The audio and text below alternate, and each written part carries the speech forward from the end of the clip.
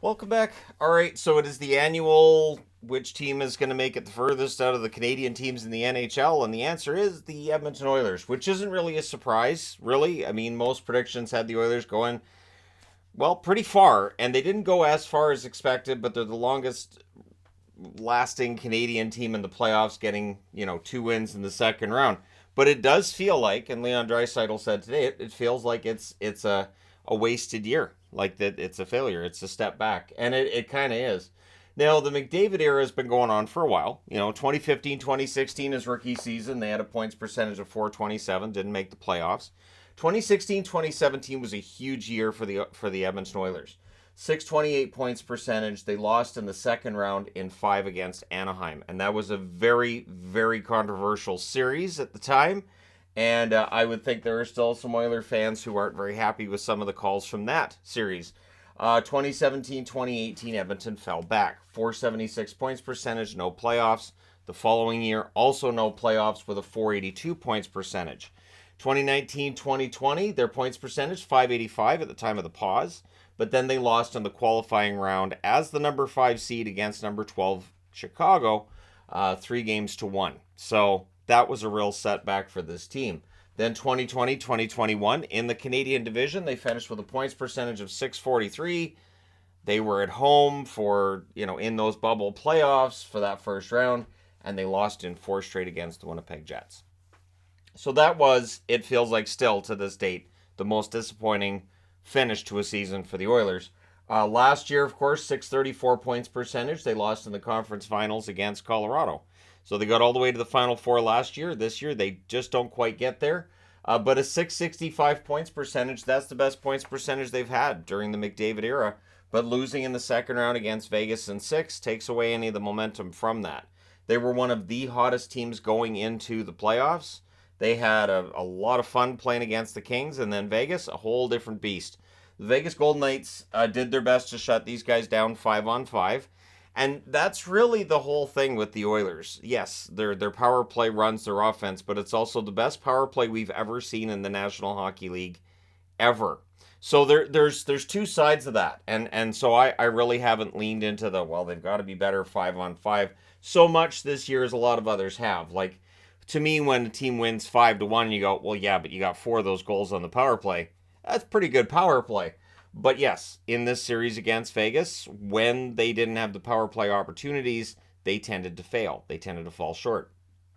And in this series, you can see how this works. So McDavid, 5 goals, 5 assists, 10 points in 6 games. Nothing bad to say about McDavid. I've already seen, he doesn't back check. All right, fine, sure, whatever. I've gone over this a few times this year already. There are people who've decided McDavid doesn't play defensive hockey. There's nothing you could say to tell them otherwise. He did have 3 power play goals, meaning he only had 2 5-on-5. Draisaitl, 6 goals and an assist for 7 points in 6 games. The Vegas Golden Knights keyed on him. They were not leaving him any room for the last, 4 games he went without a goal at the end of this series. 3 power play goals in the series. He had 20 shots altogether. So he had shots. Although I was kind of surprised it wasn't more considering the 6 goals. Bouchard, 6 games, 2 goals, 5 assists, 7 points. He had 2 power play goals. He had nothing 5-on-5. And then Hyman, 1 goal, 6 assists, 7 points in 6 games. And his 1 goal was a power play marker as well. So over that 6-game series, they had 9 power play goals from McDavid, Draisaitl, Bouchard, Hyman. Those are their 9 power play goals. 27 shots in this series for Hyman. So Hyman had a lot of opportunities, just could not bury it. And that does tend to line up with what I've had on the board. Can't bury it the net. Nugent Hopkins, 1 goal, 6 assists in this series as well for 7 points in 6 games. And Matthias Ekholm, a goal and 2 assists for 3 points in 6 games.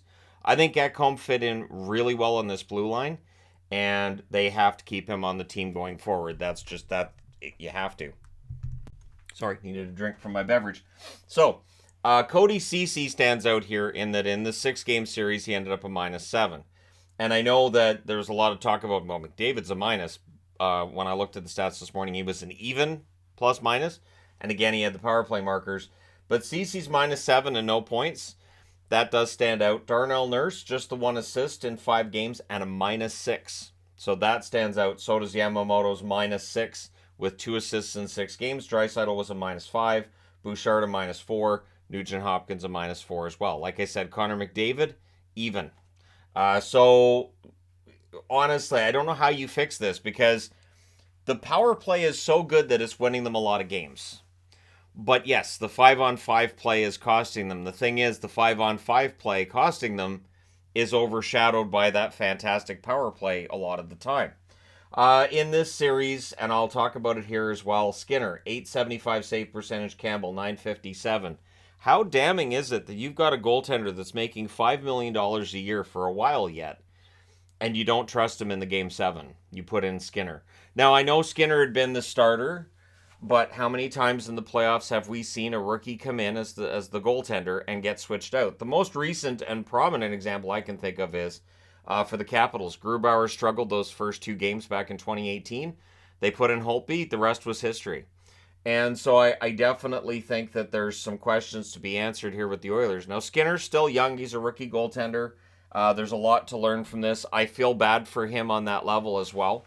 It's a lot of responsibility. It's not easy, especially when you're the only Canadian team left, kind of thing, right? And so yeah, I don't understand why Campbell wasn't the starter last night. The other thing that gets me is it's not like Campbell played badly when he came in relief. It's not like Campbell didn't have a win, which was a come from behind win for the Oilers.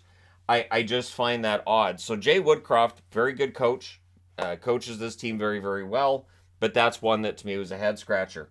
One that stands out too that I wanted to mention was Evander Kane. He had 1 assist in 6 games. He was a -3. He had 18 shots in the series.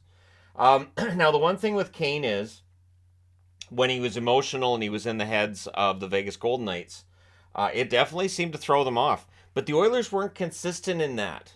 Like in last night's game, it was very quiet. I was really surprised at how relatively quietly the Oilers went out. Now, you can say, well, they went out in a fashion that shows good sportsmanship. And I'm not saying not to have good sportsmanship, but it just didn't feel like that fight that they showed in the wins. The 2 wins they got in this series was there in the other 4 games. There was an inconsistent amount of emotion in the games. And when the games were really emotional, I thought those were the ones where Edmonton flourished. So really, I do wonder, like, how do you fix that? That's just one of those things that if that's a consistency issue, does it come back to the coaches? Does it speak on the players? And so, there's definitely some questions to be answered here. Now, their UFA and RFA list is concerning if you're worried about the salary cap, which the Oilers have to be. Their UFA list is Ryan, Janmark, Shore, Bugstad, Clefbaum, and Smith. Now, Clefbaum, to be totally honest, it would be not really a surprise to me if people forgot Clefbaum was still under contract with the team. He hasn't played in a long time. And he's one of those guys that you think, if Oscar Clefbaum had been available to the Oilers for the last few years, how could things have been different? I really liked Clefbaum. And of course, Smith. I remember last year after the playoffs were done, there was talk immediately if Smith would miss the entire season. And I saw a lot of comments on, well, they're going to circumvent the cap, and that's not true. And he was playing, but he did. He missed the entire season, and now the expectation is he's going to retire. And then on the RFA side, you've got McLeod, Costin, and Bouchard. Now, I wanted to mention all of them and then mention the cap space, and then we'll go back a bit. So their cap space for next year, according to Cap Friendly, is $5,970,000. That's not a lot for a team looking to get over the hump to become maybe a favorite, or at the very least, maintain their spot in the division, right? Maintain their spot as one of the top 2 teams. So on the UFA side, Ryan, probably gone. Janmark, same. Shore, yeah. Bugstad, I don't know if Bugstad did enough for them to necessarily keep him. What he did for them, they could definitely find somebody on the market that would work with, or they can promote from within. Holloway's name's not on the board. Honestly, Holloway should be able to take another step next year. And, so I mean, they could keep Bugstad. We'll see. On the RFA side, you've got to give McLeod and Costin the qualifying offers. Bouchard is going to be tricky because he reached an elite level this year. Absolutely. The trading out of Tyson Barrie seems to have helped him. The acquisition of Ekholm seems to just help that whole blue line in general. Bouchard's worth some cash. He is worth a good chunk of money right now. And this is a team that's already paying a lot for their Darnell Nurse blue liner. Will they pay for their Evan Bouchard blue liner as well? So Campbell, it's a $5 million cap hit until 2027.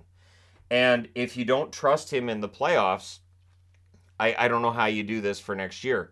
Now, Campbell's contract, I think if they tried to move it, if they said, all right, well, we want to make more cap space and they wanted to move Campbell, it might be tough to find a taker for that contract. Without them adding a sweetener or at the very least retaining money, which I don't think the Oilers are going to want to do with their cap situation. Nurse, $9.25 million till 2030. That contract isn't going anywhere. We know this, and so that's one of those things where at the deadline, I thought Ken Holland made some good moves. I still think he made the right moves at the deadline, but there are still other moves he made with this team and signings he's made previous that do kind of tie their hands going forward.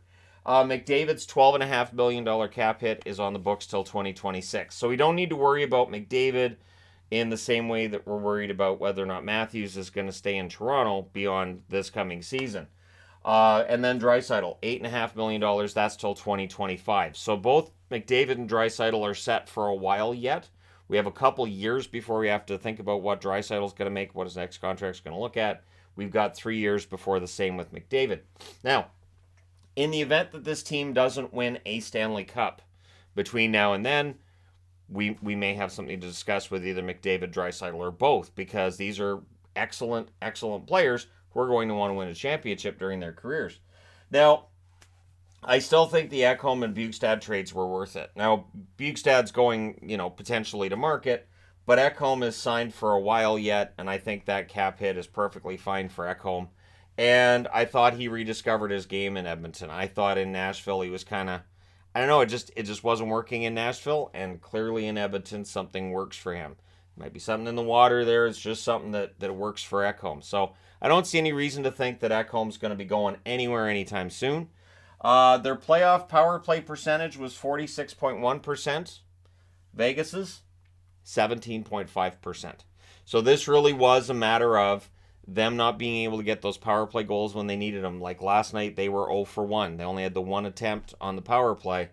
And so that's something they're going to have to work on. They were hitting plenty. They were shooting plenty. The Oilers are close, and that's the frustrating part. It can be more frustrating to be dealing with a team that is close to a championship than one that's far away, because you just say, oh, we'll just blow it up. The Oilers are not in that situation. And I don't think their situation is as precarious as Toronto's. I think it's more manageable, and it'll be easier for them going forward because of the fact Toronto has a couple of big contracts up next year. But they will likely still be the pick of the teams when asked, so which team's going to end this drought for a Stanley Cup in Canada. I think Edmonton's probably still going to be at or near the top of the chart. But for now, one thing I would close with is, I know there's always arguments between Canadian fan bases about this team and that team. No Canadian fan base really has bragging rights at this point, because since 1993, there hasn't been a Stanley Cup in Canada. So we're really just kind of arguing amongst ourselves, and I really don't see the point in it. But hey, let me know your thoughts in the comment section below as always. Don't forget to hit like and subscribe if you're browsing your way through. You just happened upon this video. I really do think this team is close. I really do. And if they over-adjust and overcorrect, that's going to be a problem. We'll see what they do. Let me know your thoughts. Thank you guys so much for watching, for all your support. I will talk to you again soon.